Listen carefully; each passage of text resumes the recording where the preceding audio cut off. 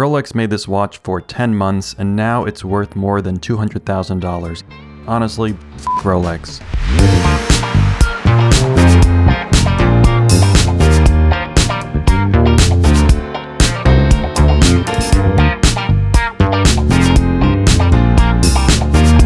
This is the white gold Rolex Daytona Le Mans, and no, it's not really Rolex's fault that the gray market is dumb. Or it didn't used to be, but a couple years ago Rolex did announce that it was getting into the pre-owned watch business, selling its own used watches. For that reason, you could argue that making a watch that everyone wants, then quickly discontinuing it, you could argue that that is in the best interest of a pre-owned reseller that has unparalleled access to Rolex watches, that reseller being Rolex itself. And while I don't think that's the motivation that explains the tragically short life of this watch, it's something to keep in mind. But what is this and why is this? First, let me say that I'm borrowing this watch from an owner that still hasn't removed the protective plastic from the case and the bracelet. If you just bought a watch for 50 grand and it was instantly worth 400 times more, you might keep the plastic on too. In July 2023, Rolex announced this watch. It was made to celebrate the 100th anniversary of Le Mans. That's why the 100 on the tachymeter is red. Le Mans is a 24-hour endurance car race, probably the most famous endurance car race, and this is what it actually looked like 100 years ago in 1923. I imagine most of these guys were very drunk, and the helmet had not been invented yet. Citations needed. People drive for 24 hours and they end up where they started, which seems like a missed opportunity. They could be shipping goods across Europe. Think about the additional revenue, Le Mans. Rolex and Le Mans go way back. Before the Rolex Daytona was called the Daytona back in 1963, Rolex actually marketed this watch as the Rolex Le Mans. This is the new Rolex chronograph. It's called Le Mans. Also, it listed for $210, including federal taxes. It's about $2,000 in today's money, and frankly, it hurts my heart.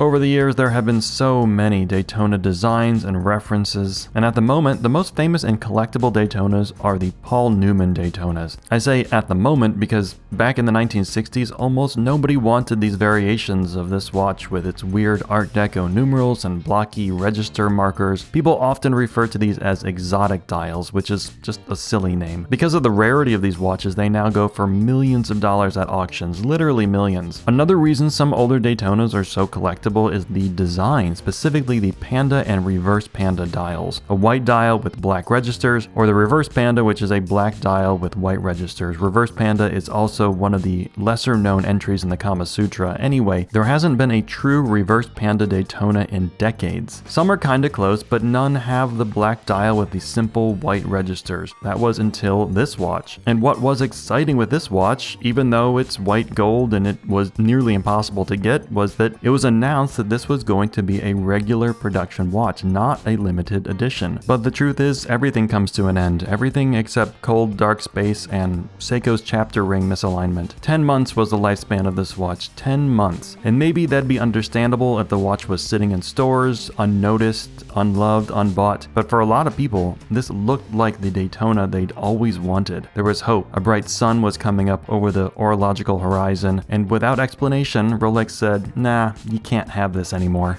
I'm not a Daytona guy. I don't get the obsession people have with these watches. And it is an obsession for people. It's nearly a religion for them. Maybe I'm not a member of that church because I'm not into cars or sports cars or car sports, but I have enjoyed some Paul Newman cookies, I do admit that. Having this on my 7-inch wrist for a few days though, I do feel something, and more than feel something, I see things that I like. The Le Mans is part of the latest generation of Daytonas. There are minor aesthetic changes to all the newer Daytonas, even the cheapo stainless steel ones, oyster steel ones. And there's one additional design choice for this watch that still blows my mind. The old steel Daytona is on the right and the newer steel one is on the left. The markers on the dial are a bit narrower, they look more refined to me, not as bulky. And now there's a new ceramic bezel. I guess it's not a ceramic bezel, now it's a ceramic insert. Because on the newer watches, the ceramic bezel doesn't go all the way to the edge. There's now a metal ring surrounding the bezel. This goes back to some of the earliest Daytona designs with the aluminum bezel insert and metal, usually steel rings holding them in place. For the Le Mans, that ring is white gold like the rest of the watch. Between the bezel surround, the thinner markers, the true reverse Panda brand and design, this does check a lot of vintage boxes for people. And then there's the almost exotic dialness of the registers. The Le Mans has those same blocky register indexes that the old Newman Daytonas had, and I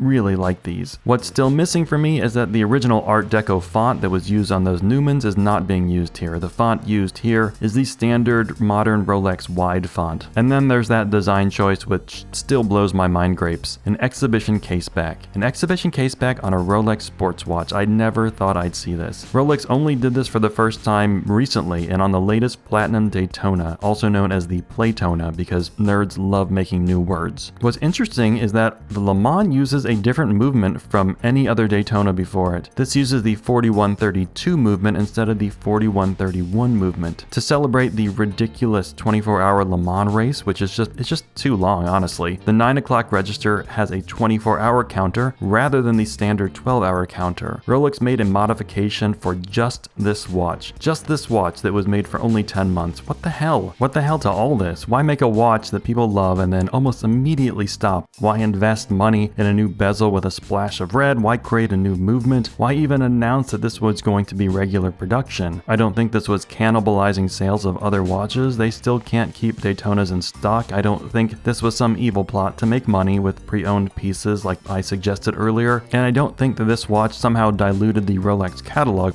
My current theory, which is almost always wrong, is that Rolex found that producing this watch at scale was more difficult and more expensive than it had anticipated. I have the same theory about those colorful Oyster perpetual dials from a few years ago. There were rumors that Rolex had trouble producing certain colors accurately. And then I guess my other theory is that Rolex does not want you to be happy. And if that really is its goal, I'd say it's doing a great job. I don't like doing videos about Rolex watches because first, too many people talk about Rolex, and two, why would I? The most special thing about the brand is that people think it's special. Rolex doesn't make the finest watches or the best value or the toughest watches, none of that. They just happen to be the best at marketing. And maybe that's the real explanation for this Le Mans life and death. Maybe it was just to keep the hype alive. That makes some sense. And honestly, f*** Rolex.